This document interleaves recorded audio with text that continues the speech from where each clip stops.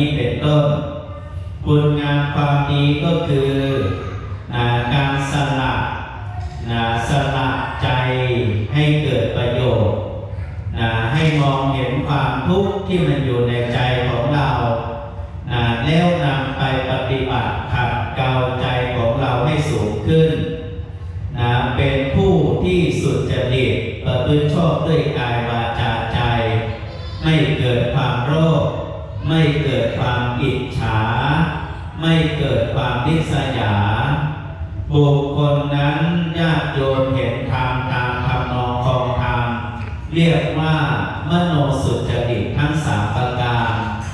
เป็นการสะสมคุณงามความดีพูดดีคิดดีวาจาดีเมื่อเข้าไปสังคมไหนเขาก็จะเปิดรับในคุณงามความดีของเราเองเนื่องจากเหตุโอวาทปฏิโมกข์ที่องค์สมเด็จพระสัมมาสัมพุทธเจ้าประทานไว้แก่เหล่าสาวกทั้งหลายให้รู้จักคุณธรรม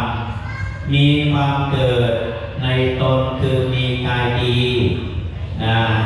มีกายสุจริตเห็นชอบเป็นสัมมาทิฏฐิมีความสำรวมระหว่างกายวาจาใจให้เกิดความเรียบร้อยด้วยดีงามเปรียบเสมือนมานะที่ญาติโยมได้มีโอกาสรักษาศีลการรักษาศีลนั้นเป็นการรักษากายวาจาใจไม่ให้ใจของเรานั้นกระสับกระส่ายไปในอบายมุขในการละความชั่วนั่นเองเพราะฉะนั้นแล้วพระธรรมเทศนาในวันสำคัญนี้หนึ่งญาติโยมได้มีโอกาสมารักษาศีลมาให้ทานมาฟังพระธรรมเทศนาเจริญสติภาวนาเป็นต้นเปรียบเสมือนการบูชาดอกไม้ธูปเทียนวันนี้นั้นทางวัดเขาช่องลมเทวาหลังจากทำกิจกรรมเสร็จแล้วเราจะมีการเวียนเทียนรอบหลวงพ่อสมหวังถวายดอกไม้ธูปเทียนเป็นพุทธบูชาธรรมบูชาสังฆบูชาที่พระองค์ท่านได้ทรงตรัสรู้เองโดยชอบแล้วนำไปปฏิบัติ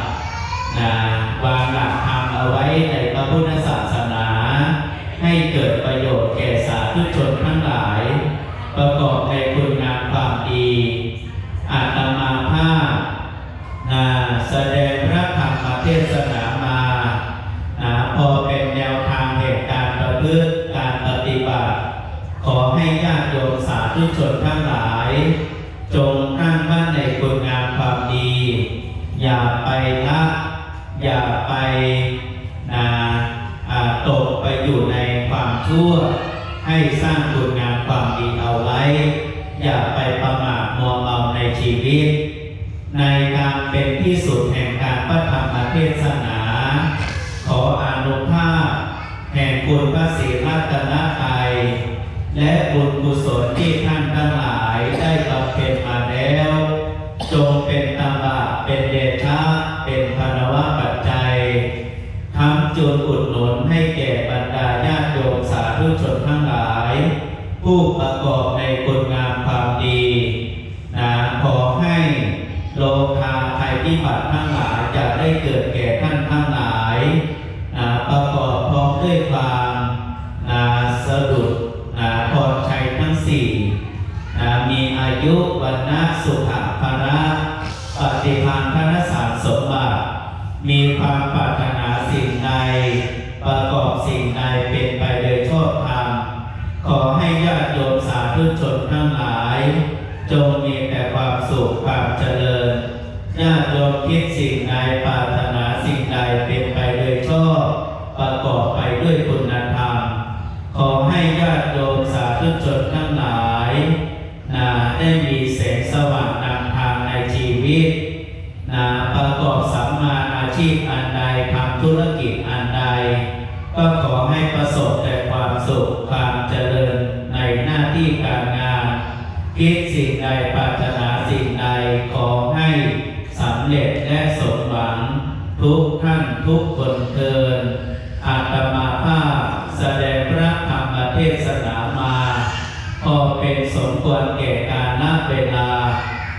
ยุติลงคงไว้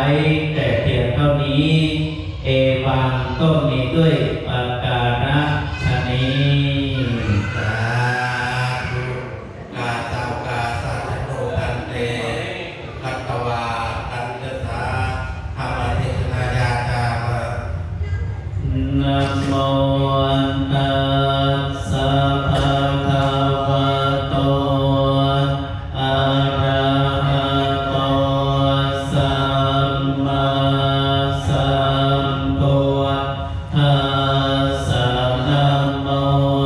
ตัสสะภะคะวะโตอะระหะโตสัมมาสัมพุทธัสสะนะโมตัสสะภะคะวะโตอะระหะโตสัมมาสัมพุทธัสสะอิติปิโสภะคะวะ อะระหังสั สั ม มมาสัมพุทโธเวชาจารณะสัมปันโนสุขโตโนกเวโทอโนตโรปุริสัทธัมมัสสะระเทสัทธาเทวมโนสานังโกโตภะคะวะติสวะคาโตภะคะวะตาธัมโมสันติติโกอาการิโกเอหิปัสสิโกโอปัญญิโกปัจจตังเวทิตาโพวินโยเยติสุปฏิปันโนภะคะวะโตสาวกสังโฆอุชุปฏิปันโนภะคะวะโตสาวกสังโฆญาญาปฏิปันโนภะคะวะโตสาวกสังโฆสามีจิปฏิปันโนภะคะวะโตสาวกสังโฆญาติทังจัตตาริปุริสโยธานิอาทาปุริสปุตตนาเอสะภะคะวะโตสาวกสังโฆอาปุณไนโยปังปุณไนโยทาทิไนโยอัญชลิกรณิโยอโนตตรังปุญญา เกตังโล ตัสสะติญาติโยมจับข้าวสารก็นั่งจิตภาวนาถวายเป็นพุทธบูชาธรรมบูชาสังฆบูชา